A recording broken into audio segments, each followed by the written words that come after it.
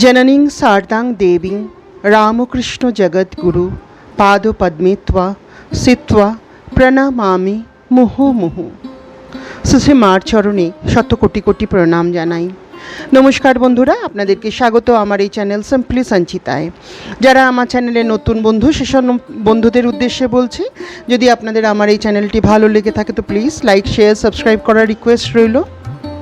আজকে আমি পাঠ করছি শ্রী মায়ের কথা থেকে, 2রা জ্যৈষ্ঠ 1325। আমি ধারাবাহিকভাবে কিছু এপিসোড ধরে শ্রী মায়ের কথা বইয়ের থেকে পাঠ করছি। সারাদিনের কর্মব্যস্ততার মধ্যে আমাদের সময় হয়ে ওঠে না বই খুলে পড়ার, তাই এটি একটু সামান্য প্রয়াস শ্রী মায়ের কথা সবার কাছে পৌঁছে দেওয়ার। 2রা জ্যৈষ্ঠ 1325, পৃষ্ঠা নম্বর 35। বৈশাখ মাসে শ্রী মা জয়রামবাটি হতে এসেছেন।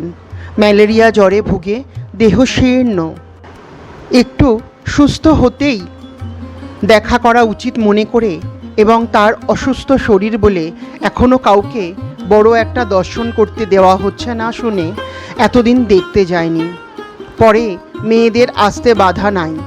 আজ এই মর্মে চিঠি পেয়ে গিয়ে দেখি মা পাশের ঘরটিতে শুয়ে আছেন, দেহ অত্যন্ত শীর্ণ। আমাকে দেখেই বললেন, এসো মা, এতদিনে এলে গো? হ্যাঁ মা, কবেই তো আসতুম, কিন্তু শুনেছিলুম এখনও আপনার অসুখের জন্য আপনার ভক্ত ছেলেরা সকলের অবাধ আশাটা পছন্দ করছেন না, তাই এতদিন আসিনি। আপনার জন্যে আমাদের প্রাণ ছটপট করে, আর আপনি বাপের বাড়ি গিয়ে এতদিন আমাদের বেশ ভুলেই ছিলেন। তা আপনার তো সর্বত্রই ছেলে মেয়ে রয়েছে, অভাব তো নেই। মা হেসে বললেন, না মা না, তোমাদের কারোর কথা আমি ভুলিনি, সকলের কথাই আমার মনে আছে, আর সকলকেই মনে করেছি।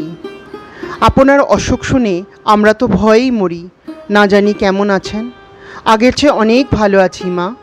দেখো না, পায়ে হাতে কি ছাল চামড়া উঠে যাচ্ছে। পায়ে হাত দিয়ে দেখি সত্যিই ওই রূপ হয়েছে।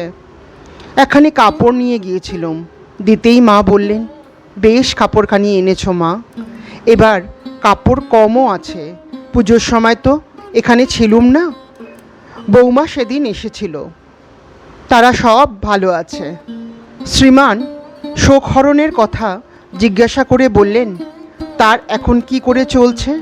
কাজকর্ম, চাকরি কিছুরই তো এখনও সুবিধা নেই। কি পোড়া যুদ্ধ লেগেছে, কতদিনে যে থামবে?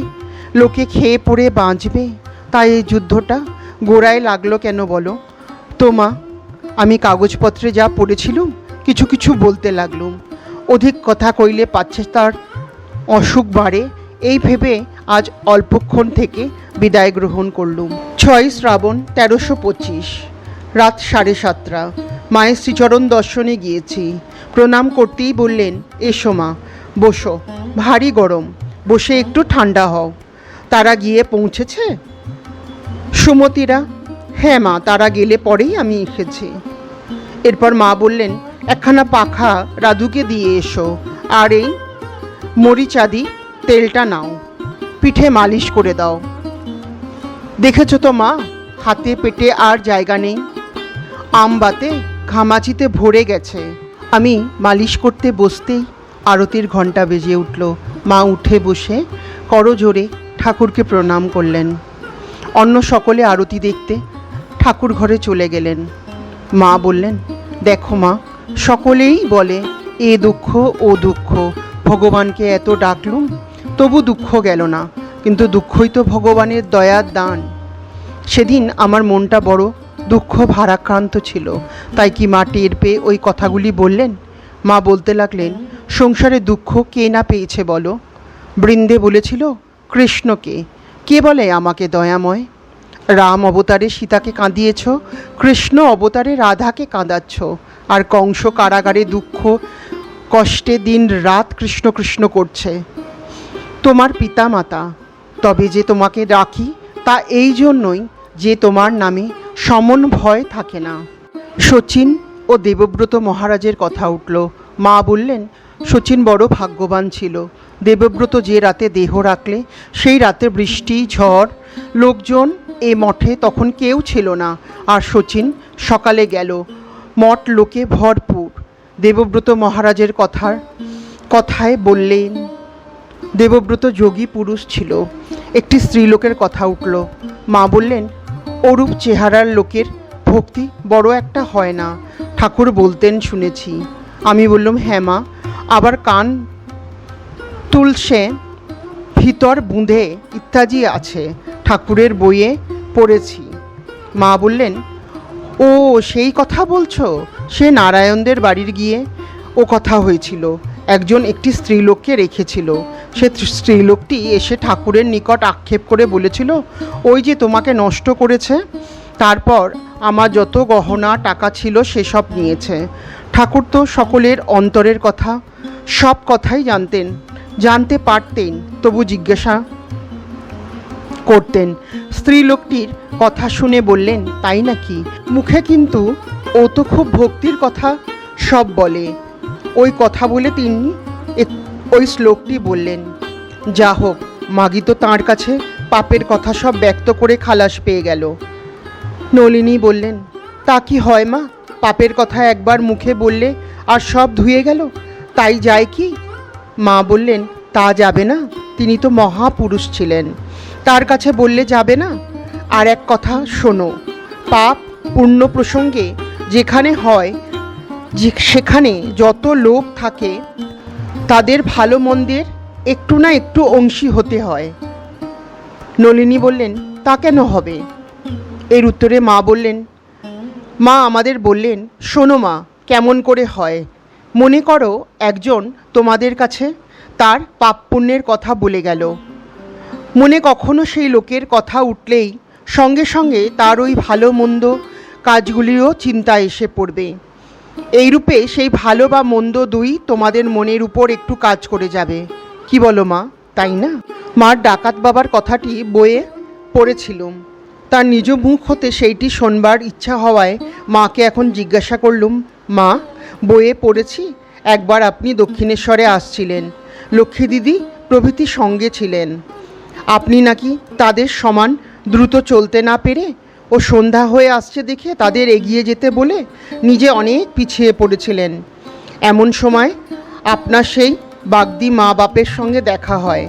মা বললেন, আমি একেবারে একলা ছিলুম।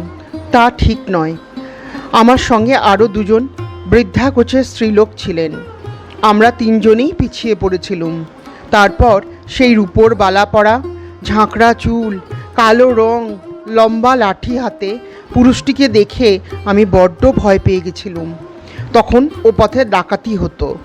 লোকটি আমরা যে ভয় পেয়েছি তা বুঝতে পেরে জিজ্ঞাসা করলো, কে গা তোমরা, কোথায় যাবে?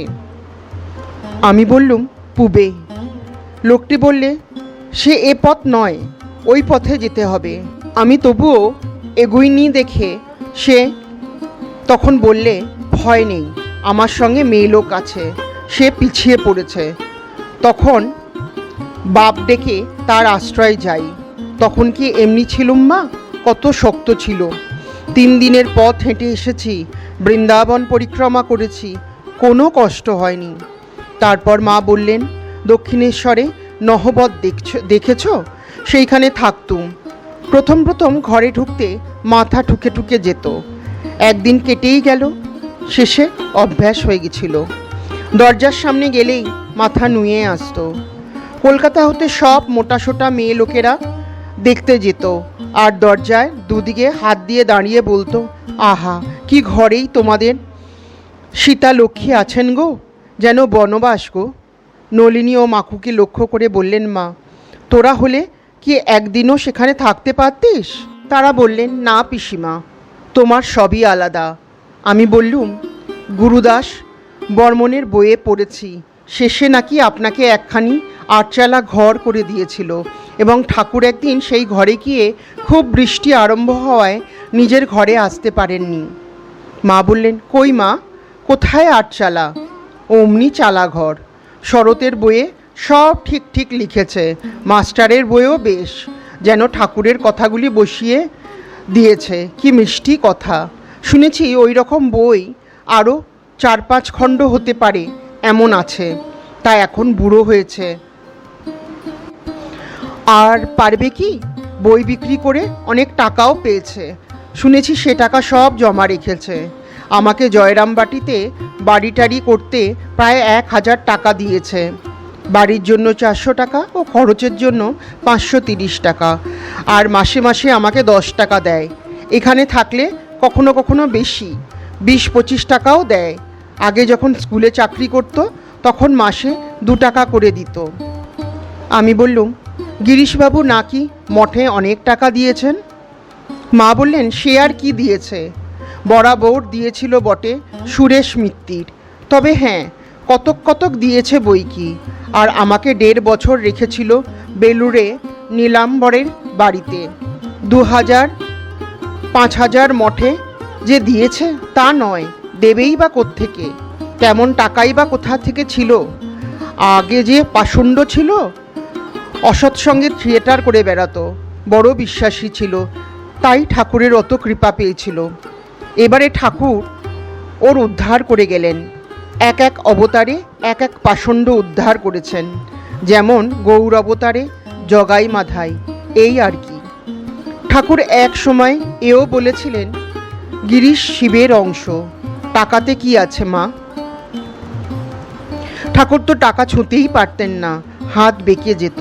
তিনি বলতেন, জগৎটাই যে মিথ্যা। ওরে রামলাল, যদি জানতুম জগৎটা সত্যি, তবে তোদের কামার পুকুরটাই সোনা দিয়ে মুড়ে দিয়ে যেতুম। জানি ওসব কিছু না, ভগবানই সত্যি। তো বন্ধুরা, শুনলেন মা কি সুন্দর করে ঠাকুর, মাস্টারমশাই সবার কথা বলছেন, গিরিশ ঘোষের কথাও বলেছেন, এবং মাকে কে কত দেখতো সেটাও বলছেন, এবং যত্ন করে কে টাকা দিত তার কথাও মা বলেছেন। এই হলেন আমাদের সবার জগৎজননী শ্রী শ্রী মা সারদা দেবী। আজকে এই পর্যন্তই। শ্রী শ্রী মার চরণে সবার মঙ্গল কামনা করে শত কোটি কোটি প্রণাম জানাই। সবাই ভালো থাকুন, সুস্থ থাকুন। আপনাদের যদি আমার এই চ্যানেলটি ভালো লেগে থাকে তো প্লিজ লাইক, শেয়ার, সাবস্ক্রাইব করার রিকোয়েস্ট রইল। নমস্কার।